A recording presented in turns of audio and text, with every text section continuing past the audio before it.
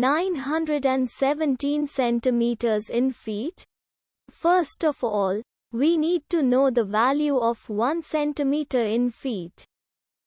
It's always 1 centimeter equals 0.03280839895 feet. Now we have to multiply 0.03280839895 by 917.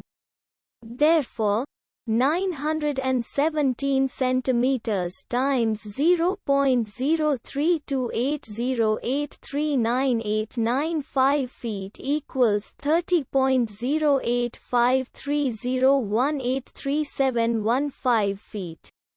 So, in other words, 917 centimeters equals 30.085301837115 feet.